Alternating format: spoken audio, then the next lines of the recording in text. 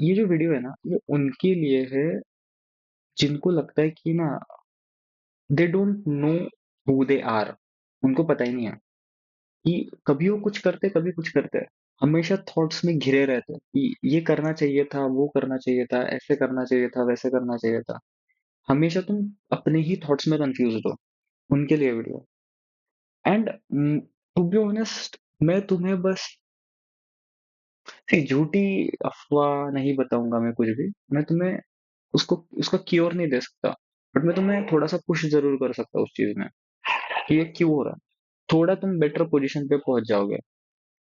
And उसका जो reason है कि तुम ये कर रहे हो, ये यहाँ से वहां की, ये ऐसा क्यों, वैसा क्यों, ऐसा होना चाहिए, वैसा होना चाहिए, इसके पीछे का मेन रीजन है कि तुम जो हो ना, वो किसी के सगे नहीं हो। ये सिंपल मुद्दा है, सिंपल फैक्ट है। तुम किसी के सगे नहीं हो। किसी के सगे इन द सेंस, मैं लोगों की बात नहीं कर रहा हूँ। मैं बात कर रहा हूँ अपनी ही अंदर के 10-15 जो पर्सनालिटीज है। तुम एक भी पर्सनालिटी के सगे नहीं हो।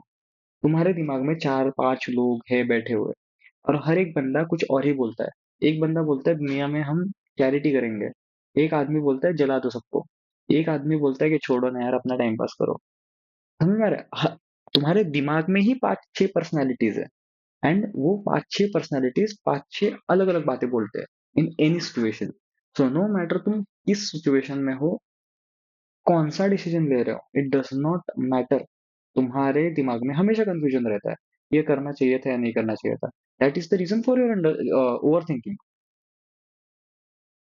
क्योंकि जैसे ही तुम कुछ डिसीजन लेते हो ना, वो 5-6 लोग बैठ जाते हैं मीटिंग में कि अब क्या, मेरी बात सुननी चाहिए थी या मेरी बात सुननी चाहिए थी। इट इज लाइक कॉलेज का फेस्ट, जिसमें डिसीजन एक आदमी ले रहा है।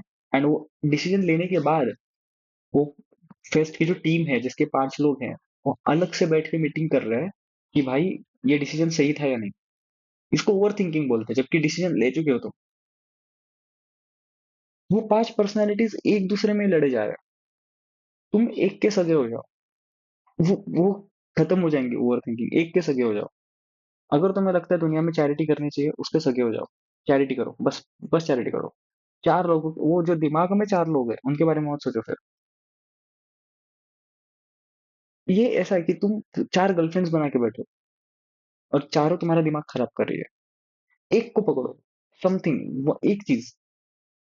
एंड जब तक तुम ये नहीं करोगे ना, तुम्हारा थिंकिंग, ओवर थिंकिंग होगा ही नहीं रिड्यूस। मैं लिख के देता तुम्हें, नहीं होगा।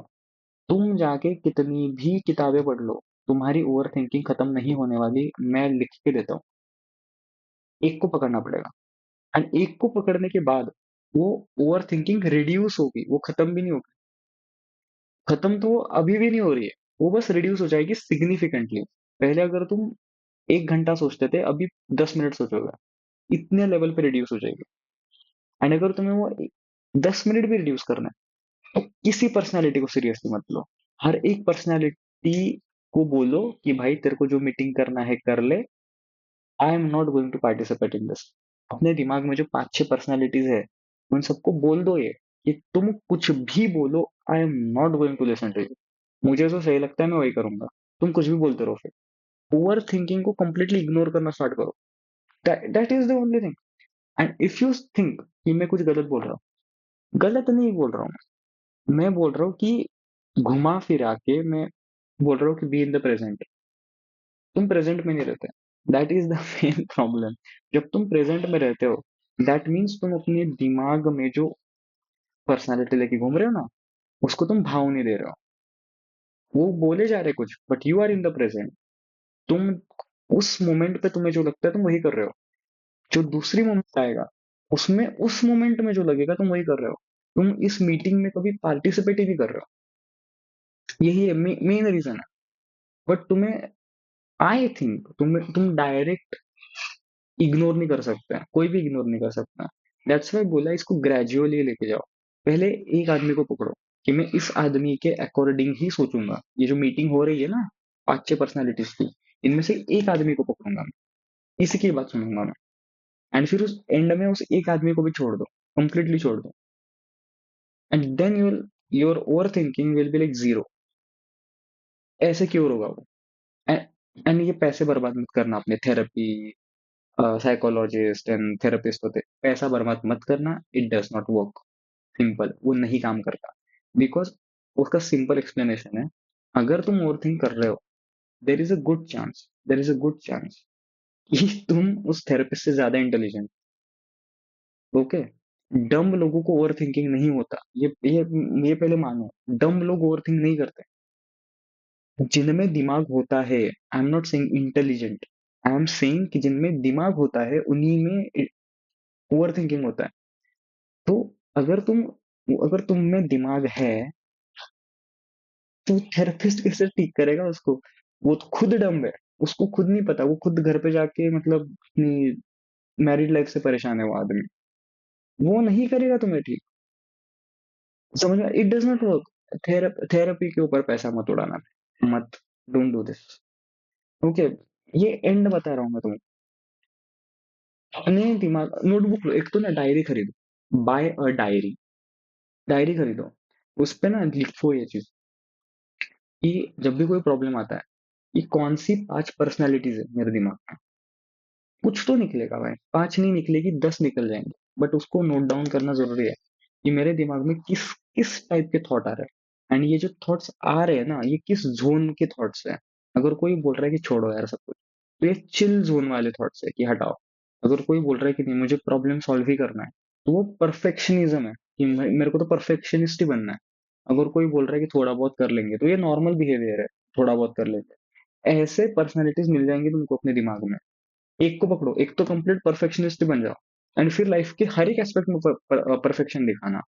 अगर तुम्हें लगता है कि पढ़ाई खराब हो रही है, सुबह उठो 4 बजे, परफेक्ट परफेक्ट करो, 4 बजे उठो, पढ़ाई करो। ओके, टाइम पे कॉलेज जाओ, टाइम पे एग्जाम्स दो, टाइम पे रिवीजन करो, सब कुछ करो। तुम्हारे मार्क्स इंप्रूव हो जाएंगे, तुम्हारी ओवर थिंकिंग खत्म। अगर तुम्हें पढ़ाई में इंटरेस्ट नहीं है, तो फिर चिल गाय की पर्सनालिटी को सुन लो, फिर बिल्कुल भी पढ़ाई मत करना, मत करो पढ़ाई। तुम्हें जो करना है वो करो। जिंदगी बर्बाद हो जाएगा, बट एटलीस्ट तुम ओवर थिंक नहीं करोगे।